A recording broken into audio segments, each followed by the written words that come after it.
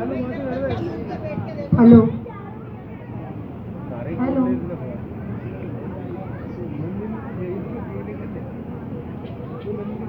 दीक्षा, तुम झूठ कहती हो। दीदी आप झूठ बोल रही हो। नहीं, तुम ही झूठ बोल रही हो। नहीं दीदी आप झूठ बोल रही हो। नहीं नहीं, तुम ही झूठ बोल रही हो। नहीं दीदी आप झूठ बोल रही हो।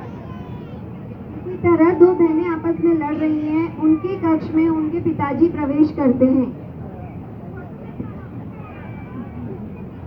अरे मेरी प्यारी बेटियों, तुम दोनों इतना झगड़ा क्यों कर रही हो? पिताजी, निपेक्षा कहती है कि मैं झूठ बोलती हूँ। पिताजी दीदी मुझे झूठ ठहरा रही है जबकि मैं सत्य बोल रही हूँ।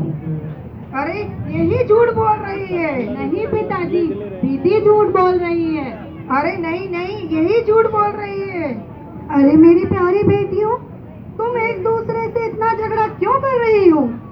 कुछ मुझे समझाओगी या अपनी ही रामायण गाती रहोगी? क्या पिताजी, सत्य बोलना सत्य धर्म ही है ना। और दीदी मुझे बोलती है कि सत्य बोलना सत्य धर्म नहीं है। लेकिन पिताजी, मैं कहती हूँ सत्य बोलना सत्य धर्म नहीं है, नहीं है, नहीं है। अरे बेटियों, इतनी सी बात पे इतनी सारी बहस कर रही हो? इतनी सी बात? पिताजी, इतनी सी बात नहीं है, ये बात तो बहुत गंभीर है। पिताजी माना बात बहुत गंभीर है। मेरी दोनों बेटियां बिल्कुल झूठ नहीं कह रही हैं। दोनों ही बेटियां अपनी अपनी जगह बिल्कुल सत्य हैं। पिताजी, मैंने अपनी संस्कृत की पुस्तक में पढ़ा था, सत्यम वद धर्म जग। क्या आप मुझे समझाएंगे? अवश्य बेटी, मैं आपको जरूर समझाऊंगा। यह एक नहीं, दो सूक्तियां हैं, सत्यम वद और धर्मचर। कृपया आप मुझे इसका अर्थ समझाएं। सुनो बेटी, सत्यम वद अर्थात सत्य बोलो, और धर्मचर अर्थात धर्म का आचरण करो।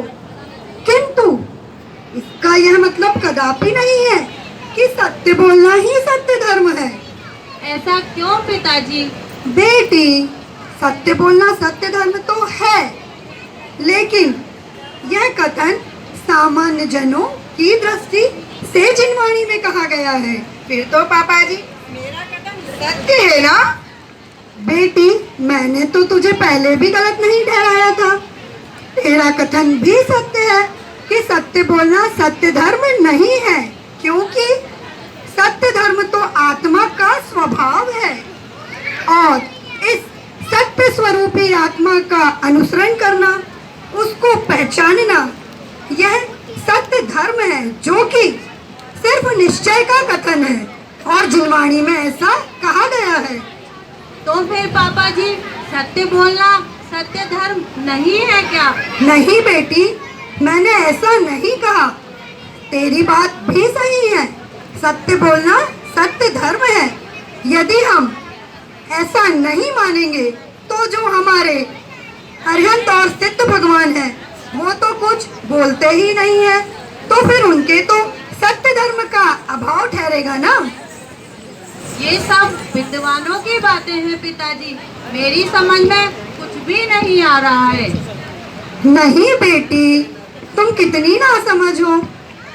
हमारे लिए, इन सब मनुष्य जनों के लिए, विद्वानों के लिए वस्तु व्यवस्था कदापि अलग नहीं होती। वस्तु का स्वभाव सदा एक सा रहता है, वह निश्चय और व्यवहार रूप होता है, वह शादवाद से बहुत अच्छी तरह से समझा जा सकता है। सत्य बोलना किसी अपेक्षा से सत्य धर्म है, किसी अपेक्षा से सत्य धर्म नहीं है, यही कहना चाहते हैं ना पापा जी आप? हाँ बेटी, मैं यही कहना चाहता हूँ।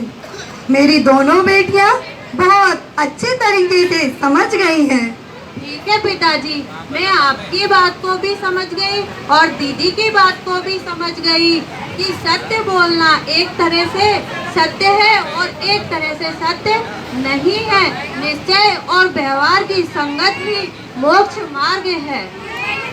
जिस तरह मेरी दोनों बेटियां सत्य धर्म को समझ गई हैं कि वह निश्चय और व्यवहार रूप से चलता है और यह मोक्ष मार्ग भी निश्चय और व्यवहार रूप से चलता है, लेकिन हमें व्यवहार को छोड़कर सिर्फ निश्चय को ही ग्रहण करना है, सिर्फ निश्चय को ही ग्रहण करना है।